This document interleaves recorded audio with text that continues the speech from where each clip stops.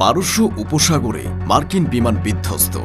চীনের অদৃশ্য অস্ত্রের আঘাতে মাঝ আকাশে নিখোঁজ হয়ে গেল আমেরিকার একটি বিশাল KC-135R রিফুয়েলিং বিমান। সিগন্যাল হারানোর ঠিক আগ মুহূর্তে বিমানের পাইলট ইমার্জেন্সি কোড 7700 পাঠান, যা একটি ভয়াবহ এবং চূড়ান্ত বিপদের সংকেত। এরপরই কাতারের দিকে যাওয়ার পথে মাঝ আকাশেই বিমানটির সিগন্যাল চিরতরে হারিয়ে যায়। পেন্টাগন যখন মরিয়া হয়ে এই ঘটনাকে একটি সাধারণ যান্ত্রিক ত্রুটি বলে ঢাকার চেষ্টা করছে, তখন সিআইএর একটি ফাঁস হওয়া গোপন রিপোর্ট বলছে এটি ছিল চীনের একটি সরাসরি এবং পূর্ব পরিকল্পিত আক্রমণ। কিন্তু কিভাবে আমেরিকার মতো একটি দেশের বিশাল সামরিক বিমান মাঝ আকাশ থেকে এভাবে উধাও হয়ে যেতে পারে? পারস্য উপসাগরে চলা এই ব্যাপক জিপিএস জ্যামিং বা অদৃশ্য যুদ্ধ এর পেছনে সিআইএ কেন সরাসরি চীনকে দায়ী করছে? বেইজিং কেন তাদের স্পেশাল ইলেকট্রনিক ওয়ারফেয়ার ইউনিট এবং আকাশ প্রতিরক্ষা ব্যবস্থা হরমুজে পাঠিয়েছে, যা একের পর এক মার্কিন বিমান ধ্বংস করছে? দীর্ঘ ছায়াযুদ্ধের পর হরমুজ নিয়ে আমেরিকা ও চীনের এ মুখোমুখি অবস্থান এবং মার্কিন বিমান বিধ্বস্তের আসল কারণ জানতে ভিডিওটিতে একটি লাইক দিন। চলুন শুরু করা যাক।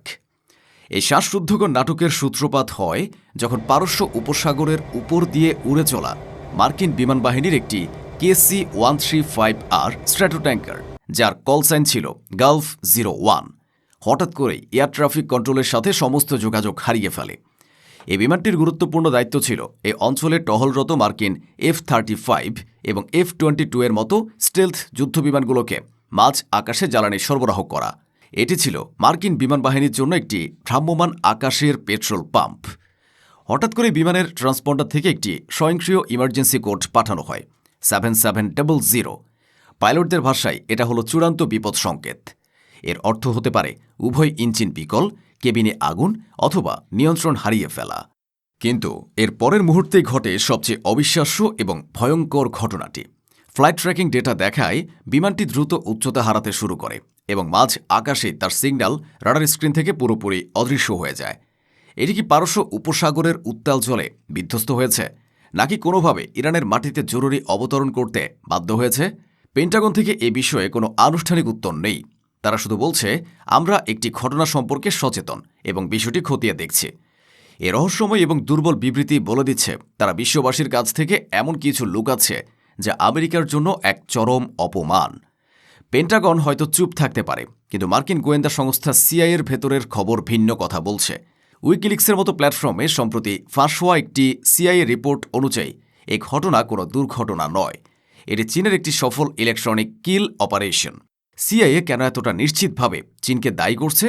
কারণ মার্কিন বিমানটি নিখোঁজ হওয়ার ঠিক আগ মুহূর্তে তাদের গোয়েন্দা স্যাটেলাইট এবং RC-135 রিভেট জয়েন্ট নজরদারি বিমান পারস্য উপসাগরের আন্তর্জাতিক জলসীমায় থাকা একটি চীনা গোয়েন্দা জাহাজ ইউয়ান-ওয়াং-5 থেকে অত্যন্ত শক্তিশালী এবং নির্দেশিত জ্যামিং সিগন্যাল নির্গত হতে শনাক্ত করে। এই ইয়ান-ওয়াং সিরিজের জাহাজগুলো চীন আনুষ্ঠানিকভাবে মহাকাশ গবেষণা এবং স্যাটেলাইট ট্র্যাকিংয়ের জন্য ব্যবহার করার কথা বললেও পশ্চিমা গোয়েন্দা সংস্থাগুলো দীর্ঘদিন ধরে দাবি করে আসছে এগুলো আসলে চীনের পিপলস লিবারেশন আর্মির স্ট্র্যাটেজিক সাপোর্ট ফোর্সের ভাসমান ইলেকট্রনিক ওয়ারফেয়ার প্ল্যাটফর্ম। এ জাহাজগুলোতে এমন সব শক্তিশালী অ্যান্টেনা এবং ট্রান্সমিটার বসানো আছে যা শত শত কিলোমিটার দূরে থেকেও শত্রুর যোগাযোগ ব্যবস্থা, রাডার এবং স্যাটেলাইট নেভিগেশনকে পুরোপুরি বিকল করে দেওয়ার ক্ষমতা রাখে। সিআইএর রিপোর্ট অনুযায়ী KC-135R বিমানটি যখন এই চীনা জাহাজের আওতার মধ্যে চলে আসে, তখনই তার উপর এই সর্বাত্মক ইলেকট্রনিক হামলাটি চালানো হয়। এই সিগন্যালটি মার্কিন KC-135R বিমানের জিপিএস যোগাযোগ ব্যবস্থা এবং ফ্লাইট কন্ট্রোল সিস্টেমকে পুরোপুরি অকার্যকর করে দেয়। বিমানটি মুহূর্তের মধ্যেই অন্ধ, বধির এবং বোবা হয়ে যায়। পাইলটরা বুঝতে পারছিলেন না তারা কোথায় আছেন, কোন দিকে যাচ্ছেন বা কিভাবে বিমানটিকে নিয়ন্ত্রণ করবেন। আধুনিক ফ্লাই বাই ওয়ার সিস্টেম, যা কম্পিউটার এবং ইলেকট্রনিক সিগন্যালের উপর সম্পূর্ণ নির্ভরশীল, সেটি জ্যামিংয়ের কারণে বিকল হয়ে পড়ায় বিমানটি কার্যত একটি নিয়ন্ত্রণহীন ধাতব বস্তুতে পরিণত হয়। এই অসহায় অবস্থাতেই বিমানটি নিয়ন্ত্রণ হারিয়ে সম্ভবত সাগরের বুকে আছড়ে পড়েছে। কিন্তু সিআইএর রিপোর্ট আরও ভয়ঙ্কর তথ্য প্রকাশ করেছে। বেইজিং কেন তাদের স্পেশাল ইউনিট হরমুজে পাঠিয়েছে? রিপোর্ট অনুযায়ী চীন শুধু ইরানকে জ্যামিং প্রযুক্তিই দেয়নি, তারা তাদের পিপলস লিবারেশন আর্মির স্ট্র্যাটেজিক সাপোর্ট ফোর্সের একটি বিশেষ ইলেকট্রনিক ওয়ারফেয়ার ইউনিটকে ইরানের বন্দর আব্বাস এবং অন্যান্য গোপন ঘাঁটিতে মোতায়েন করেছে। এই চাইনিজ ইউনিটটি এখন হরমুজ প্রণালী জুড়ে এ ভয়ঙ্কর অদৃশ্য যুদ্ধ পরিচালনা করছে। তারা ইরানের মাটিতে বসে চীনা প্রযুক্তির সাহায্যে মার্কিন বিমান এবং জাহাজগুলোকে টার্গেট করছে। এই বিশেষ ইউনিটগুলো অপ্রতিসম যুদ্ধের জন্য বিশেষভাবে প্রশিক্ষিত। তারা জানে প্রচলিত সামরিক শক্তিতে আমেরিকা এখনও এগিয়ে, তাই তারা আমেরিকার সবচেয়ে শক্তিশালী দিক অর্থাৎ তার প্রযুক্তিগত নির্ভরতার উপরেই আঘাত হানার কৌশল নিয়েছে। তারা মিসাইল বা বোমা ব্যবহার করে যুদ্ধ শুরু করার ঝুঁকি নিচ্ছে না, বরং তারা ইলেকট্রনিক হামলা চালিয়ে মার্কিন বাহিনীকে পঙ্গু করে দিচ্ছে, তাদের মনোবল ভেঙে দিচ্ছে এবং বিশ্বজুড়ে আমেরিকার প্রযুক্তিগত শ্রেষ্ঠত্বের মিথকে চুরমার করে দিচ্ছে।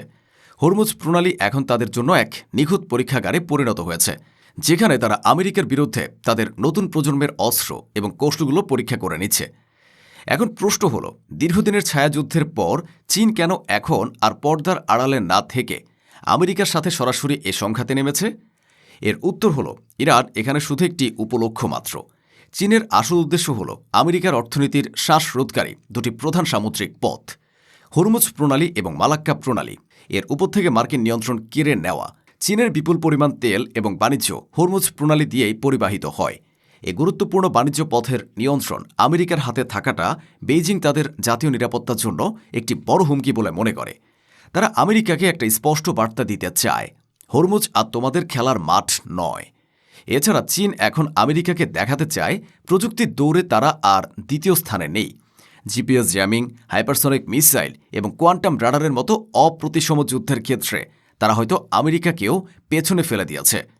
একটি নিরস্ত্র রিফুয়েলিং বিমানকে ধ্বংস করে তারা কোনো প্রাণহানি না ঘটিয়ে যুদ্ধ শুরু না করেই আমেরিকাকে তাদের প্রযুক্তিগত শ্রেষ্ঠত্বের একটি বেদনাদায়ক নমুনা দেখিয়ে দিল। আমাদের ভুলে গেলে চলবে না, এই একই কৌশল এর আগেও সফলভাবে ব্যবহৃত হয়েছে। কয়েক বছর আগে পাকিস্তান ভারতের অজেয় বলে পরিচিত সুখোই 30 এবং মিগ-21 মতো যুদ্ধ বিমানকে আকাশ থেকে নামিয়ে এনেছিল।